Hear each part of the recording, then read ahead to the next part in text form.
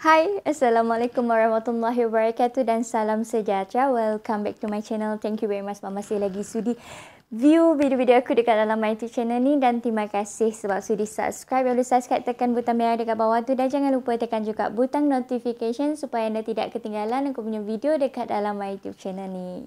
Okey, beberapa hari ni saya tak upload video because saya sangat-sangat seronok menjalani tempoh PKP. Betul-betul buat saya relax walaupun kerja, masak, makan. That's why anda tengok pipi saya semakin tembam daripada hari ke hari. Daripada hari pertama hari itu PKP 18 hari bulan hingga hari ini, saiz pipi saya semakin besar. Okay, whatsoever. Just enjoy your PKP. Semoga lepas tempoh PKP ini, hopefully 14 April, okay, supaya bila kita lepas ini, kita rasa ada motivasi to pursue our dream, okay, in life. Dan saya doakan semua orang tabah menghadapi dugaan dan cabaran ini bersama-sama dan stay at home. Okay, so hari ini saya nak mengulas tentang isu apa. Macam anda nampak pada title saya dekat bawah, adalah berkenaan dengan isu sedekah yang dilakukan secara sembunyi-sembunyi dan sedekah yang dilakukan secara terang-terangan. Ya. Okey, sedekah yang dilakukan secara sembunyi-sembunyi, apa maksud dia? Apabila sedekah tersebut dilakukan tanpa diketahui oleh si penerima. Okey, contoh saya bagi sedekah RM100, tetapi orang yang menerima tidak tahu saya yang memberi sedekah tersebut. Okey, malah saya tidak pamer di social media dan tidak ada sesiapa yang mengetahui tentang isu sedekah itu. Okey, namun sedekah yang dilakukan secara terang-terangan pula, nama pun terang-terangan, adalah sedekah yang dibuat oleh individu tetapi diketahui oleh halayak umum. Semua orang tahu, ataupun segelintir orang yang mengetahui bahawa dia telah memberi duit tersebut. So, contoh saya bagi duit RM100 kepada seseorang dan orang itu tahu duit itu datang daripada saya. Okey, itu adalah sedekah secara terang-terangan. So, bagaimana Islam memandang perspektif benda ini, dan bagaimana netizen ataupun individu masyarakat memandang perspektif orang yang bersedekah secara terang-terangan dan orang yang bersedekah secara sembunyi-sembunyi.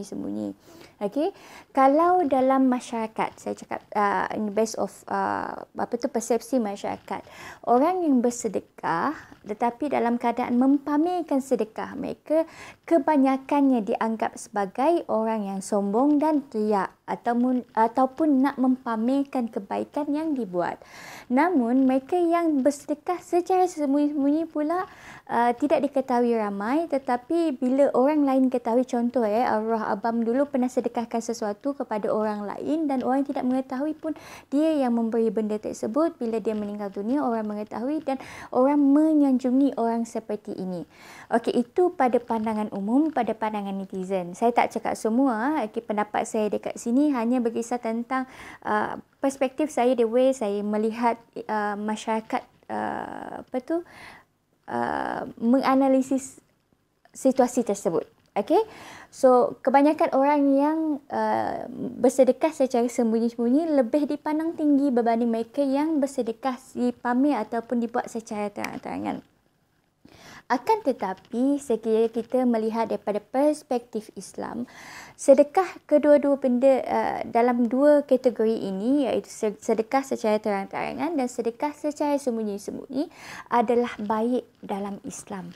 Okey, sedekah secara sembunyi lebih baik, dan sedekah secara tidak bersembunyi dan dipamerkan depan orang lain juga adalah sedekah yang sangat baik dan murni nilainya.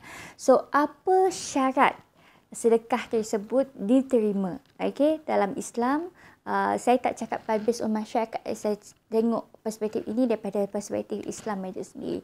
Satu syarat, melainkan macam satu syarat sumber sedekah itu memang daripada tempat yang bagus, itu kita sedia maklum. Tetapi satu syarat ini adalah jangan timbul perasaan riak. Okey, walaupun anda sedekah secara sembunyi-sembunyi, tetapi ada sedikit riak dan sombong dalam diri menyatakan bahawa anda sudah melakukan benda yang baik dan anda merasa bahawa diri anda lebih baik daripada orang lain. lain, okey, timbul titik-titik sombong dalam diri anda, maka sedekah yang dibuat secara sembunyi-sembunyi itu pun sia-sia. Namun, sekiranya sedekah dipamer di khalayak umum tanpa ada perasaan riak dalam diri seseorang tersebut dan tanpa merasakan bahawa saya melakukan benda ini supaya orang lain menganggap saya baik, okey, sedekah tersebut adalah sedekah yang sempurna sifat dia. Okey, maksudnya diterima dalam Islam itu sendiri sebagai ladang pahala dia. Okey. Dan bagaimana untuk mengelakkan hal ini jadi supaya tidak timbul riak, sebab hati kita ni sangat mudah untuk swing sedikit sahaja. Kita akan mudah merasa macam contoh bila saya menyampaikan sesuatu kepada orang lain atau memberitahu ataupun berkongsi maklumat, saya bila terdetik dalam hati saya yang saya ni lebih berilmu daripada orang lain, itu pun akan menjadi satu sumber kepada riak atau sombong itu sendiri. So kita kena hati-hati dengan hati. Bagaimana nak hati-hati dengan hati adalah cara kita menanam niat tersebut. Okey, bila kita berbuat kebaikan kepada orang lain, jangan sekali-kali mengharap bahawa orang itu akan membalas kebaikan tersebut. Sebab kalau kita percaya pada janji Allah, setiap benda yang kita lakukan walaupun sekecil zarah, apa yang kita lakukan baik buruk, sesuatu perbuatan tersebut walaupun sekecil zarah akan mendapat balasan daripada Allah Subhanahu Wa Taala. Okey, walaupun sedikit. Dan sebesar mana pun sumbangan yang anda berikan, sekiranya ada sekelumit rasa sombong dan riak dalam diri, maka sumbangan yang besar itu hanya seperti daun-daun kering yang bertebangan seperti itu. Sia-sia, tidak ada apa-apa fungsi dan tidak ada apa-apa penghasilan.